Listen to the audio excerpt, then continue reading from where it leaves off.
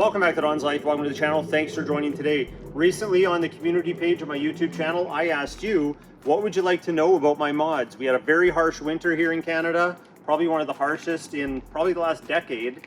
And many of you want to know how the mods to this AT4 have held up. So let's get into it.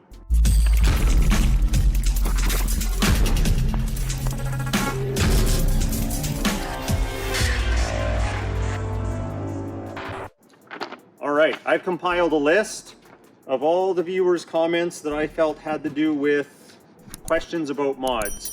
Now, a lot of them are recent from the recent post, but I also dug deep and went back over the last year when it comes to this AT4. So first, let's get into all the vinyl mods that I've done and let me show you some things. All right, this one comes from Steven. Curious how all of the white wrapped pieces on the exterior are holding up and how the grille piece is holding up too. So let's have a look. So one thing you notice right away, there is a bit of difference in white, but I'll tell you on camera, it shows up much differently. It's not as bad in person, but this one is holding up very, very well. I have a stone chip actually on the body where the PPF doesn't touch, so that's on the paint right in there.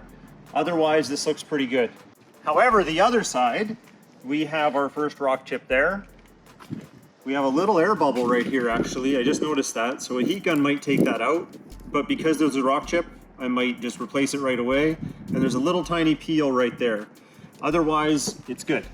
As for the grille overlay, remember this is the black, the second black overlay that I did on the existing grille. I did not paint this one, it comes gloss black. It's holding up pretty much brand new. I don't see any rock chips or any issues. The white one that I had on before it was starting to show a couple rock chips because I painted it myself. I did all these areas kind of white, but otherwise this one is holding up fine and it's secured nice and tight, and I'm really happy with the look. All right, Delon or Delon, not sure how to say it, sorry about that, man. Mirror caps and hood vinyl, let's have a look. Now these are wrapped mirror caps. I did it a couple times. This is the second video I did of it where I actually showed you how to remove them, and it's on top of the paint protection film. That's why there's these little seams here and these little edges, but take a close look. No peeling, it's held up very, very well, and I'm very happy with it. We'll quickly show the other one. Here's the other one here, same thing. It's held up perfectly, no issues. It should be good for another year, not a problem.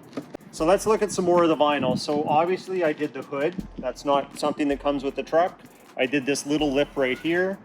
So if we look closely, I got a little bit of fingering right here. That's where you get these little ribs. So it kind of shrunk right there. Maybe I overheated it and just didn't notice, but otherwise it's held up. And this is so tiny, you couldn't even see it until I pointed it out. And it's such a small strip, I could go replace it at home if I wanted today in about 10 minutes.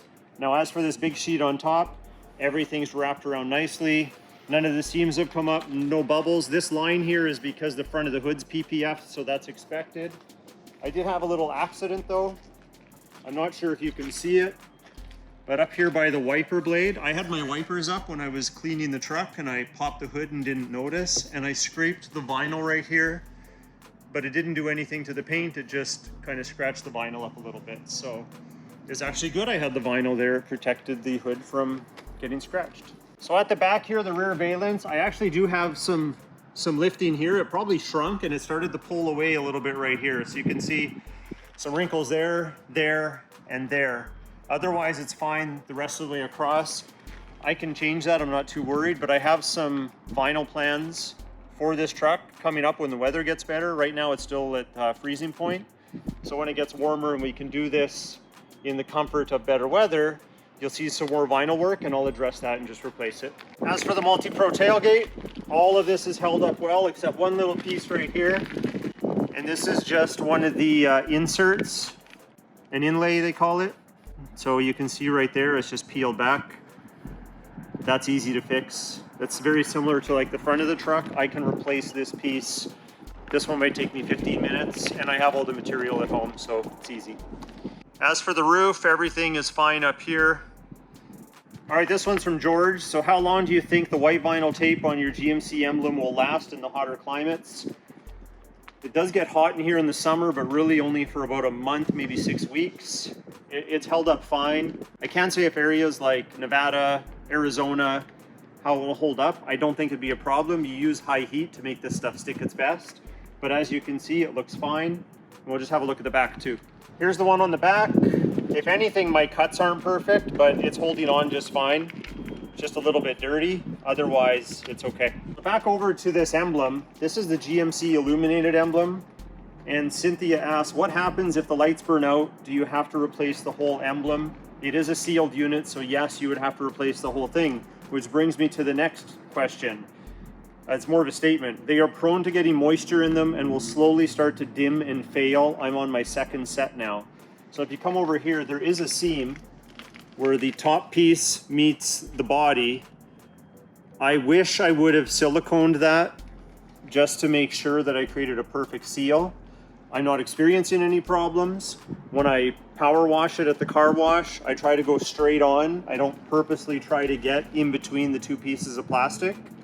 But I could see that maybe being a concern down the road, but I've had zero issues. It's just as good as day one, and it's been about a year. Okay, so next is about the wheel spacers. So I've got 1.5 inch hub-centric wheel spacers by Richier. I don't know if I'm pronouncing it right.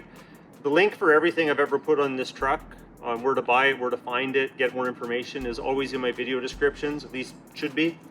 But the first one is, and I'm gonna read through all of these and then I'll talk about it. Zipple Venture says, wondering if you are still running the wheel spacers and how they are doing. Alexia, the wheel spacers, how are they holding off? Holding up is what I'm sure they mean. Kuno, how are the spacers working out, man? I just got the same one for my AT4. 007, hey Don, what kind of spacers do you use and how are they holding up now? Will they last in our winter since it's made of aluminum? And then Josh says, do you still have the wheel spacers installed? If so, how are they doing? I don't know if you've seen every one of my videos, but when I installed my Bilstein shocks, which is another subject we'll talk about, I had to take off the front wheels, access the hubs, and you could see the spacers were absolutely fine. No corrosion, no oxidation, pretty much brand new because it's sandwiched in there and there's no way for any dirt or debris or that type of thing to get in. And I have had no vibration, I've had no issues. I actually towed with them. When I made the video, I said I probably wouldn't tow anything heavy. I actually felt so confident that I did, and zero issues at all. I towed our large trailer, which is getting close to max capacity of what a truck like this is rated for, and I couldn't be happier. It was able to take the stock wheel, give it the stance that I wanted, and I feel that it's not too aggressive of a spacer that I'm gonna wear out any components prematurely over time. So I don't regret that decision. All right, everyone's favorite hyper dip. Probably my most popular video, believe it or not. It's one of the first things I did on the channel.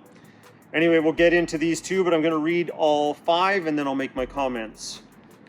Philip says, I'm in Saskatoon as well. I don't see him. I just bought the 3-liter AT4 yesterday. How was the coating holding up? Dan says, how long will it last?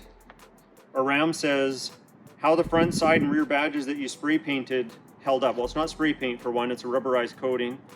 Have they chipped or do they still look the same? Tommy says, wow, thanks, just in time. I was about to pay to have the emblems on my Canyon all-terrain painted. Is that better than painting the emblems? How long does Plasti-Dip last? Well, this isn't Plasti-Dip, this is Hyper-Dip. It's a more improved product specifically designed for automotive. Oops, I answered a question already. That's okay. How is the Hyper-Dip holding up? And have you brought it through any car washes with high pressure water? Do you think this method is better than just taping over the red? Well, let's have a closer look. So starting with the emblem on this door, it's still all hyper-dipped quite well. A lot of people asked, and I'm sorry I didn't talk about it in length in the video, but you can do one color around another. So this was chrome and now it's red in the middle. Just use a toothpick to keep scoring the edge, and then that way you peel out the middle and then you're just left with the red.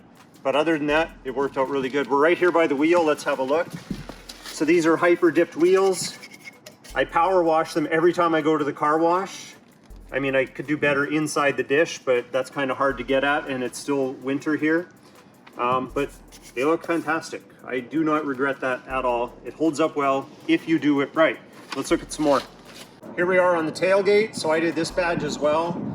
When they did the PPF at the dealership, they kind of cut a little bit wonky. around it, so I'm not really happy with their cut job. But other than that, it's holding up just fine. On our way over to the door, you can see another hyper dipped wheel. Looks great. Here's the other badge here, and it's holding up fine. I got a tiny little bit of chrome showing right there. That's the worst of it. The next one here has to do with my airlift system or my airbags. So Evan asked, looking forward to a follow-up towing hauling video about the ride quality. I did make one, so Evan's probably seen it already. In that video, I tow my holiday trailer. We took it out of the city for a nice camping trip, some vacation, and what a difference it made the stability. I highly recommend it, and I don't regret not having the bags. They've held up fine. I don't have any leaks or any issues like that. I have found though, in really cold weather, like I'm talking minus 30, minus 40, the air would shrink, so the compressor would want to turn on and fill them back up to the minimum pressure. So I have installed a bypass switch so I don't have to have the compressor come on unless I want it to have power whenever. Ruben asks or says, hey Don, how is everything driving with the bags? Now that you've had them for a while, do you see any difference on everyday driving or the look of the truck? The look of the truck, I think the rake, like the back end being up a little higher, is about the same.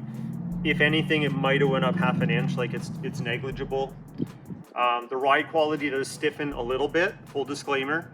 If you had the Denali with the adaptive ride suspension, you'd probably notice more of a difference, but because I had off-road shocks, they weren't that great to begin with when it came to comfort. So adding the bags didn't really make too much of a difference, but it's a little bit stiffer, but it doesn't bother me that much. It's a truck at the end of the day, and I like to haul stuff.